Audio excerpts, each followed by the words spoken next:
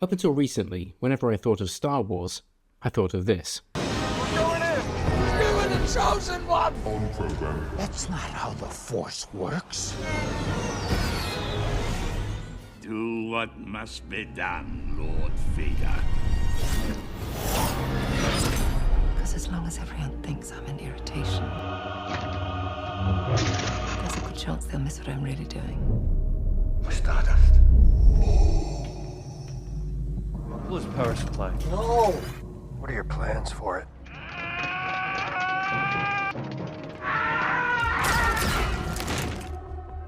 Life creates it. Makes it grow. Its energy surrounds us. You want the impossible. But times appear to be changing, kids, and it looks like in 2024, Star Wars is heading in a new direction to give us stuff like this to haunt our memories. Power one, power two, power many.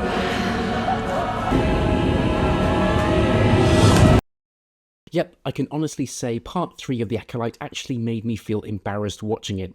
Not only because of the weird witch chanting and singing scene, but also the episode's god-awful script, acting, and what seems to be a relentless determination from this new team of writers and directors to change the very fabric of what Star Wars is, and alter a universe shaped by legendary characters we've come to love over the years.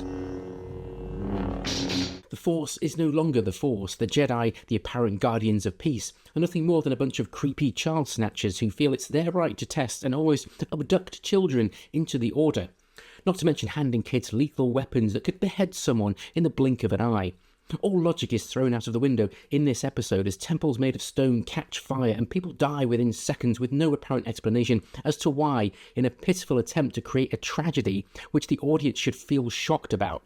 Well, I'll admit I was shocked by this episode, but it was for all the wrong reasons. Some call it a force, but we know the thread is not a power you wield.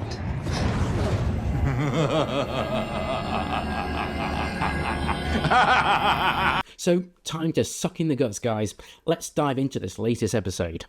Set 16 years before the events of the 2 episodes you've already seen, the show opens with drone shots of a random planet, which is home to a group of solitary witches and, of course, the 2 twins. After a brief exchange between young Osha and young May, who wear exactly the same haircuts as when they were older, we meet their 2 mothers, who are leaders in the Witches' Covenant, and conceive the twins together, using the Force. Step aside, Annie. The twins are the OG Force babies now. It's all Obi-Wan's fault. But seriously, I'm all for representation, and the idea of 2 mothers battling the odds to raise their twins would be an inspiring story. But these 2 idiots seem hell-bent on manipulating the kids to suit their own hysteria. Both hold high rank in the cult and spend most of the episode preparing the twins for their ascension ceremony, where they'll become fully fledged witches, and of course, May is all for it, but Osha, she dreams of big adventures and deep down doesn't want to do it. Next, we jump to one of the most confusing and bizarre scenes in Star Wars ever, the thread lesson, where the leader mum witch introduces us to Disney's latest effort to change the fundamentals of Star Wars. You see, according to the witches, the Force isn't the Force after all. Instead, they know it's a single thread that is interwoven and binds everything together, and if you pull the thread, you can change everything, while it also Ties you to your destiny. Okay. She says the Force is not a power you wield, but then spends the next minute force pushing 2 of the witches to highlight how 2 or more using it, or in other words, wielding it, The thread is not a power you wield. is better than 1. The power of 1, the power of 2, the power of many. Now I get, in the past, civilizations have interpreted things in different ways and often filled in the blanks to have a rounded understanding of what something is until new knowledge comes along. But the Force has remained the Force throughout every Star Wars story. It's one of the only constants in the ever-changing, chaotic and wonderful universe that we love to escape to. And you know what? These solitary witches could have had their own cool interpretation of the Force, but used it in the same way as other Force users, because it's like a natural law in this fictional universe. You start messing with what exactly it is, and it becomes confusing and undermines everything. It's like saying gravity is not a force, it's actually a thread that ties everything to the ground. I just can't believe we're at a point in Star Wars where we have to shift our thinking on what the Force is, something that all these incredible characters, villains and heroes have told us about through decades of storytelling. Anyway, so the mums get the kids ready for the assimilation ceremony and perform one of the most bizarre, awkward and cringeworthy scenes I have ever watched. Seriously, what is going on? How did someone sign off on this and think, yep, that's what will inspire, engage and whisk our audience off to a galaxy far, far away? Imagine you're having a crappy day. Work was terrible, you got home late after being stuck in traffic, and you stepped in dog excrement as you walked to your front door, soaked from a downpour, and decide to put on Episode 3 of The Acolyte to cheer yourself up and escape from the real world. Well, after watching this utter pile of garbage BS, you'll pretty much want to head back out into the rain and gift the boss with some free overtime. The Ascension scene was strange and unbelievably awkward. Skipping past the cringeworthy chanting, nothing about the ceremony seemed sacrificial or challenging as the mothers described to the kids leading into it. They just said yeah and blammo, you're a witch. Anyway, the evil Jedi Knights show up to claim their right to test the children. For God's sake, this line about not denying the Jedi's right to test potential Padawans makes them sound like bloody Nazis at this point and goes against everything we've been told about the Guardians of Peace in the galaxy. Then one of the mothers uses the thread, to hold Suicide Guy mentally hostage. Osha steps forward and says she wants to be a Jedi, much to the annoyance of her mothers and her sister.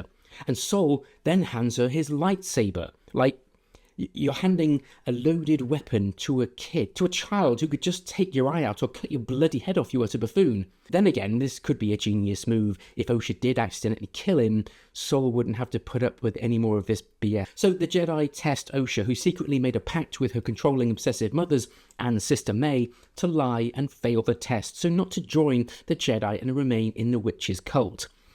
Osha holds it together for all of 2 seconds and then admits to everyone that she wants to be a Jedi. Much like most small kids who dream big, Osha doesn't explain why she wants to be a Jedi apart from not wanting to be in the witch's cult, so no real insight is gained as to what motivates her. May finds out Osha did the test, the Jedi test, and then decides to kill her. Straight up, she sets fire to a parchment and the whole stone temple catches fire within seconds and the place is engulfed and all the witches die. Seriously, it happens that quickly. The stone mountain temple catches fire, which spreads like it's kindling. Did the witches not run? Did they not find like the nearest exit? Did they not put the fire out with the thread? There was a bloody load of them together in this one place. They could have all pulled the thread somehow and protected themselves. I guess the thread wasn't as strong with them. So the witches all died of embarrassment or something. Next, May falls off a ledge assumed dead and Sol saves Osha, saying he'll train her as his Padawan.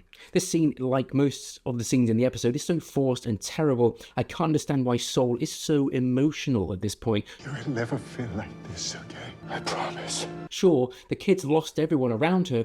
Osha, I expect more from you. But I think, honestly, she's better off for it. Next we see May looking angry and indeed alive, which ties in beautifully with the utter garbage of the earlier episodes we've already seen. And that's it, that's the end.